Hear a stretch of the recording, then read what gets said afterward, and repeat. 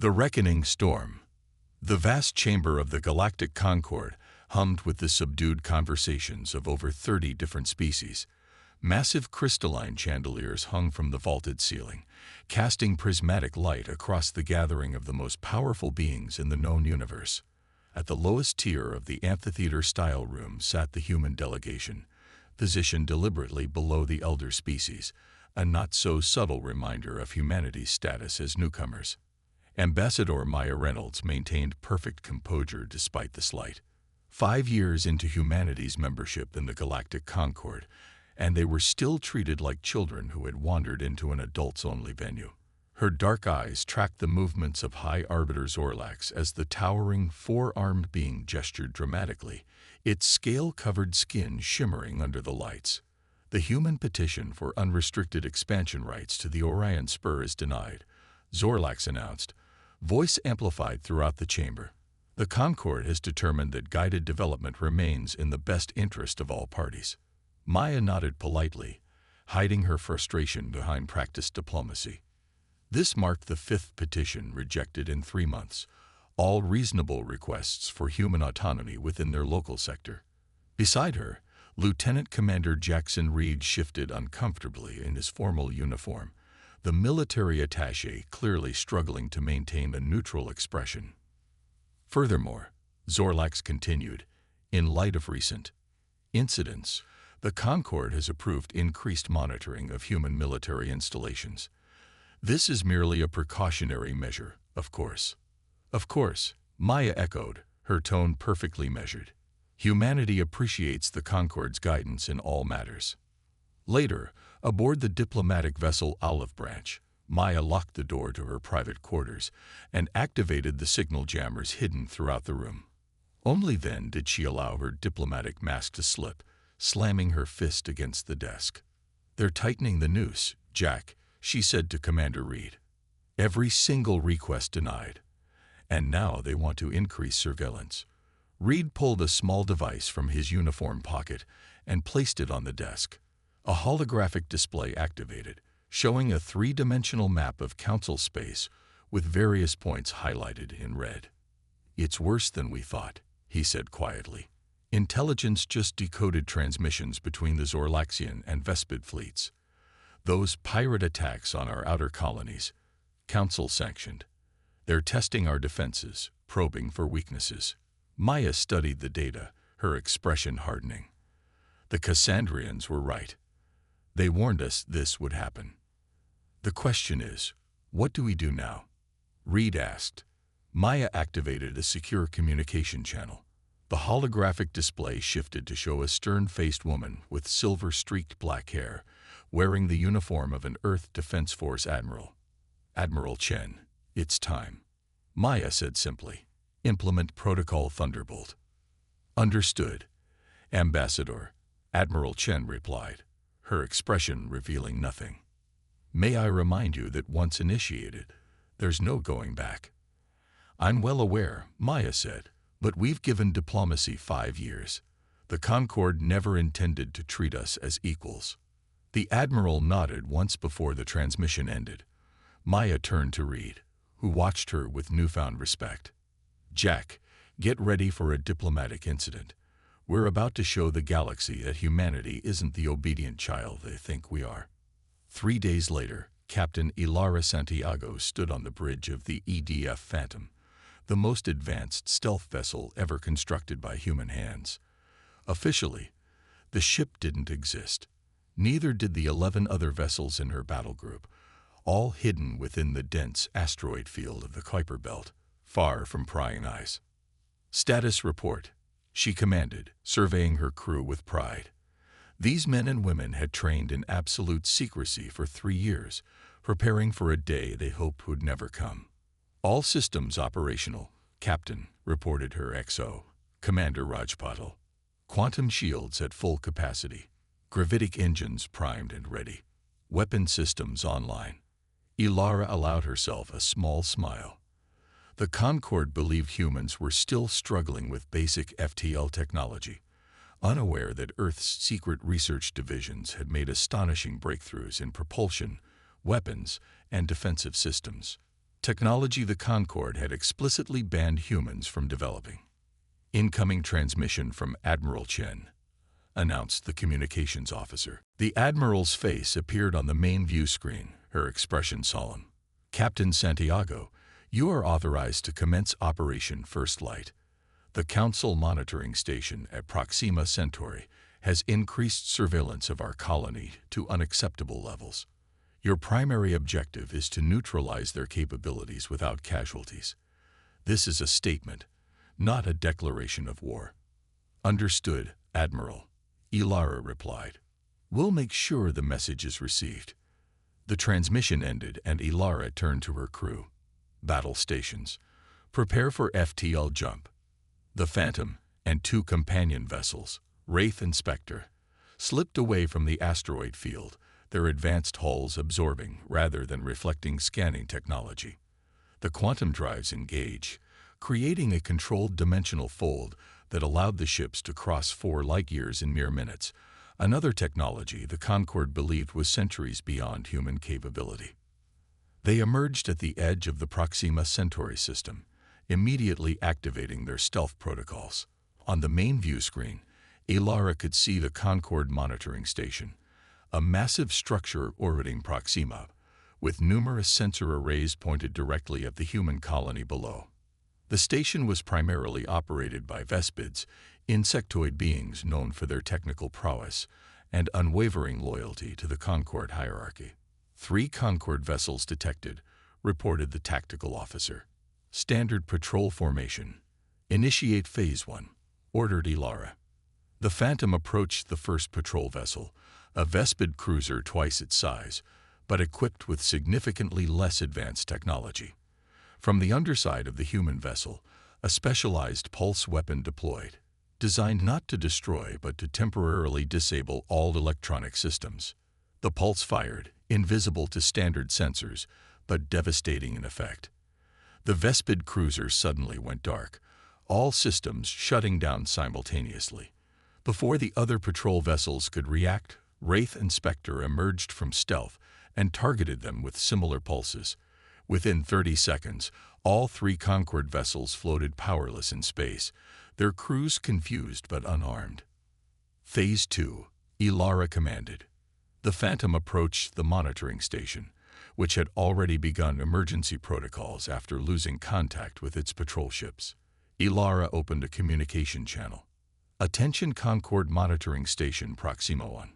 This is Captain Ilara Santiago of the Earth Defense Force. Your surveillance activities against our sovereign colony have been deemed an unacceptable intrusion. We are temporarily disabling your capabilities. Your personnel will not be harmed." Without waiting for a response, the Phantom fired a precision pulse at the station's main sensor array. The massive dish went dark, followed by secondary systems across the station. Emergency lights remained functional, as did life support, exactly as planned. "Message delivered," Ilara said. "Let's go home." The 3 human vessels vanished into FTL, leaving behind confused but unharmed Concord forces and a clear message. Humanity would no longer tolerate being treated as inferior.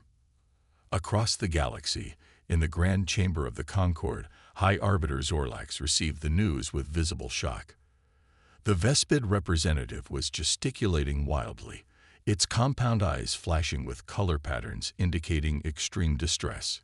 "Impossible," Zorlax declared. "Humans do not possess this technology. Their development has been carefully monitored and guided." Maya Reynolds stepped forward, breaking protocol by speaking without being addressed. "Perhaps the Concord has underestimated humanity's potential, High Arbiter. We have always been resourceful when necessary." "This is an act of aggression against the Concord," hissed the Vespid representative. "No," Maya corrected calmly. "This was a measured response to ongoing aggression against human colonies, aggression disguised as pirate activity, but sanctioned by certain members of this council." A murmur swept through the chamber as Maya activated a holographic projection showing intercepted communications between Concord species discussing attacks on human outposts. The evidence was irrefutable. "Humanity joined the Concord in good faith," Maya continued. We have spent 5 years attempting diplomatic resolutions while our colonies were attacked, our development restricted, and our sovereignty undermined. Consider today's demonstration a formal request for renegotiation of human status within the Concord. This is unprecedented, Zorlak stammered, clearly unprepared for this turn of events. Indeed it is, agreed Maya. But then, humans have always been known for setting precedents. In the weeks that followed, more council secrets came to light. An anonymous source, rumored to be the Candrians, a reclusive species with ancient origins, provided humanity with detailed information about the Concord's containment protocols. For centuries, the elder species had identified promising young civilizations and systematically stunted their growth, preventing any from developing enough to challenge the established order. Admiral Chen stood in Earth's most secure facility, deep beneath the Pacific Ocean.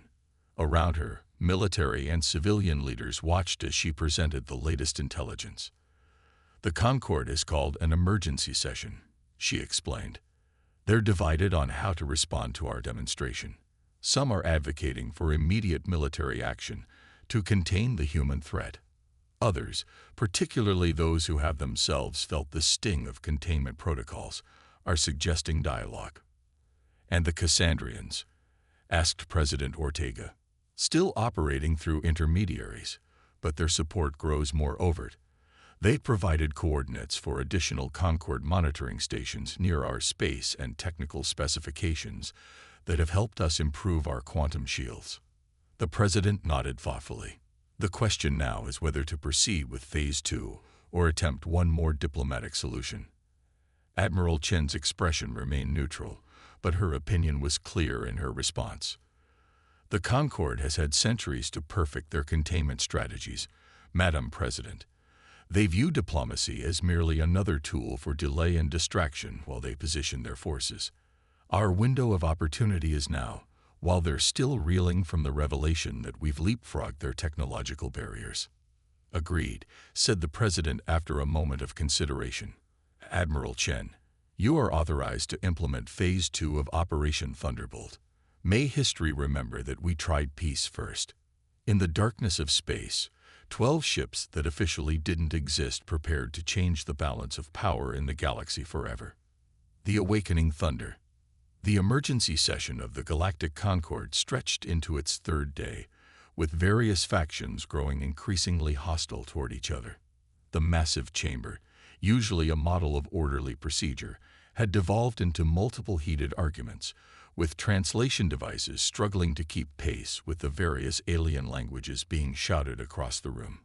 High Arbiter Zorlax pounded his ceremonial staff against the floor, the sound reverberating throughout the chamber. Order. The Concord will have order. The noise gradually subsided, but the tension remained palpable.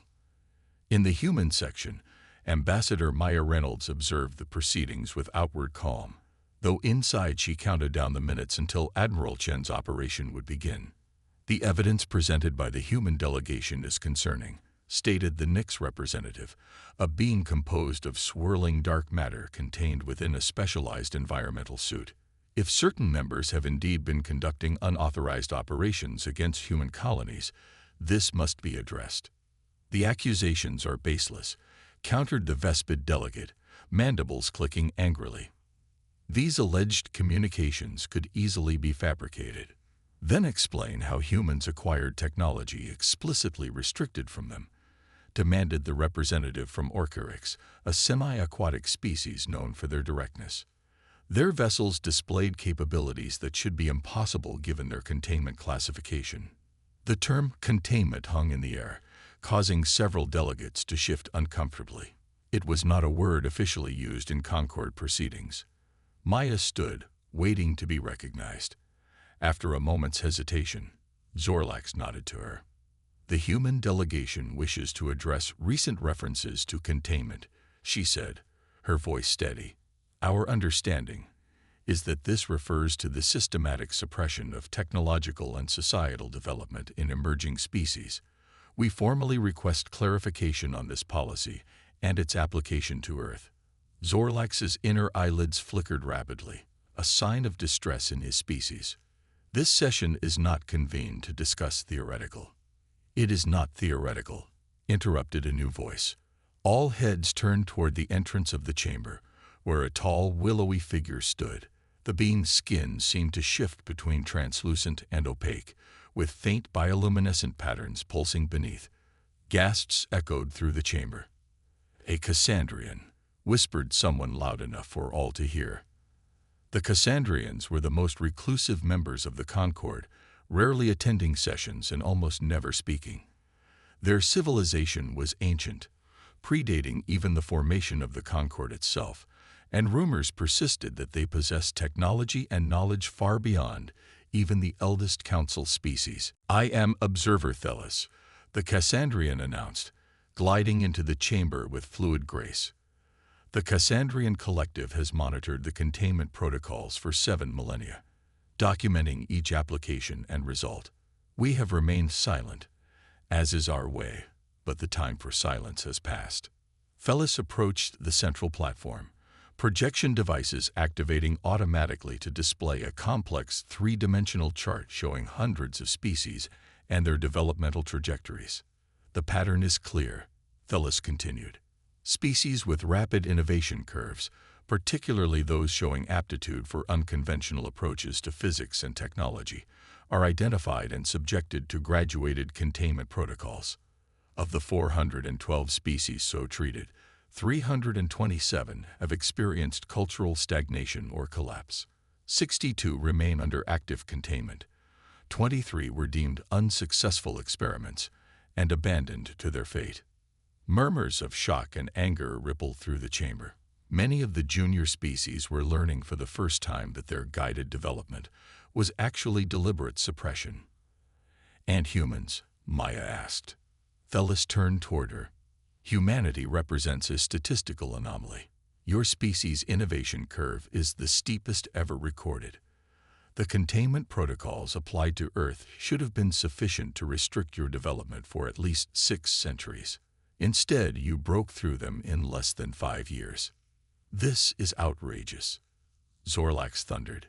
"The Cassandrian has no authority to reveal classified Concord protocols."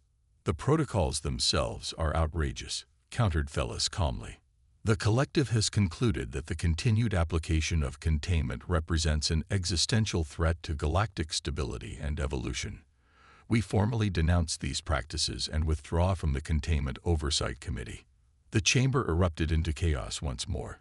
In the confusion, Maya's secure communicator vibrated against her wrist. A simple message appeared. "Thunder rolls." Phase 2 had begun. Across the galaxy, 12 Earth vessels emerged from stealth near the most crucial Concord military installations. Unlike the precise, limited demonstration at Proxima Centauri, this was a coordinated show of force designed to demonstrate humanity's full capabilities. Aboard the flagship EDF Reckoning, Admiral Chen stood on the bridge, watching as the massive Concord defense station grew larger on the view screen. The station, positioned at a strategic jump gate nexus, controlled access to 17 different systems, including the route to Earth. "All ships in position," Admiral reported her tactical officer. "Concord forces are responding with confusion. They're attempting to scramble interceptors." "Commence Operation Thunderbolt," Chen ordered. The Reckoning fired its primary weapon, a concentrated quantum pulse that temporarily disrupted the fabric of space-time itself. The massive energy wave washed over the Concord station, causing defense systems to fail and engines to shut down. Similar attacks occurred simultaneously across Concord space as the other 11 vessels executed identical maneuvers against different targets. Within minutes, the most powerful military installations in the Concord were floating powerless, their weapons neutralized, and their communications silenced. "Open channel to all Concord frequencies," Chen commanded. When the channel was ready, she addressed not just the local station, but the entire Concord. "This is Admiral Lin Chen of the Earth Defense Force. What you are witnessing is not an act of war, but a demonstration of capability. For 5 years, humanity has endured restricted development, covert attacks on our colonies, and systematic undermining of our sovereignty. The containment ends today." She paused, letting her words sink in across thousands of worlds. "Humanity seeks neither conquest nor dominion. We desire only the freedom to develop at our natural pace and the right to defend our people. The Earth Defense Force has neutralized 12 of your most crucial military installations without causing a single casualty.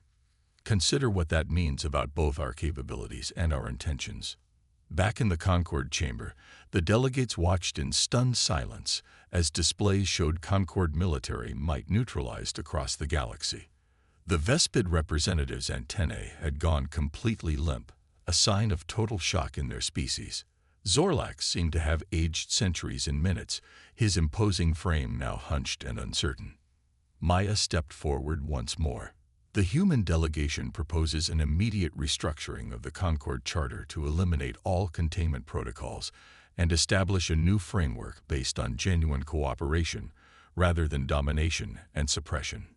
"This is unprecedented," Zorlax muttered, the fourth time he had used that phrase in as many days. "Nevertheless, it is necessary," said Thelis, the Cassandrians' luminescent patterns shifting to brighter hues.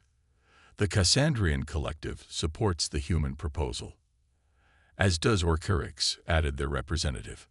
One by one, junior species declared their support, followed by a few of the elder races who had long harbored private doubts about the containment policies. Within hours, a voting bloc representing over 60% of Concord species had formed in favor of the human proposal. 3 days later, Admiral Chen met with Captain Santiago aboard the Reckoning. They stood at a viewport, watching as Concord vessels, now functioning again but with limited capabilities, conducted joint exercises with human ships, a visible symbol of the new cooperation. "President Ortega is cautiously optimistic about the new charter," Chen said. "The Cassandrians have been particularly helpful in drafting terms that protect developing species without restricting their potential." "And the holdouts?" Santiago asked. "The Vespids and 3 other elder species have formally protested the changes, but they're isolated now. Without the support of the full Concord, they lack the resources to challenge the new order." Santiago nodded, watching as a Cassandrian vessel gracefully maneuvered alongside a human frigate. "Do you think they'll ever forgive us for forcing their hand?" "Perhaps not," Chen replied. "But I suspect many species are secretly relieved. The containment protocols were built on fear. Fear of change. Fear of being surpassed. That's no way to build a galactic community." She turned away from the viewport to face Santiago directly. "The President has a new assignment for you. The Cassandrians have proposed a joint exploration initiative, pushing beyond the boundaries of known space. They've specifically requested the Phantom and her captain for the mission." Santiago's eyes widened. "Why us?" "Apparently, they've been watching humanity for longer than we realized. They say our innovative approach to seemingly insurmountable problems makes us ideal partners for venturing into the unknown." Santiago smiled. "From contained to containment breakers to exploration partners in less than a month. Humans do work quickly." "That we do, Captain," agreed Chen. "That we do." In the great chamber of the reformed Concord, now renamed the Galactic Cooperative, Ambassador Reynolds signed the new charter alongside representatives from 36 species. The document formally abolished containment protocols and established new principles of open scientific exchange, mutual defense, and respect for developmental autonomy.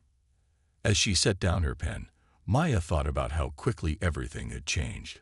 Humanity had entered the galactic stage prepared for prolonged subjugation, only to find themselves catalysts for revolutionary change. "A remarkable document," commented Thelis, who had remained on the station as the Cassandrian representative. "In 7 millennia of observation, I have never seen the Galactic Order shift so dramatically in so short a time." "Humans have always been impatient," Maya replied with a small smile. "Why take centuries to fix a problem when it can be solved in days?" "Indeed," agreed the Cassandrian, luminescent patterns shifting in what Maya had come to recognize as amusement. "And what will humanity do now?" I wonder, with the stars truly open to you for the first time. Maya looked out at the vast chamber, filled with representatives of civilizations spanning millions of worlds across the galaxy. Some had histories stretching back millions of years, others were nearly as young as humanity. All of them now faced a future fundamentally different from the past, a future where potential was no longer something to be feared and controlled, but celebrated and nurtured. "What humans have always done," she answered. "Explore, learn, build, and hopefully grow wiser in the process." "A worthy ambition," said Thelis, "one the galaxy has needed for a very long time." As the ceremony concluded, news of the historic agreement spread across thousands of worlds. On distant Earth, citizens celebrated not just a victory for humanity, but the dawn of a new era for all sentient beings. The containment had ended, and the true age of discovery could finally begin.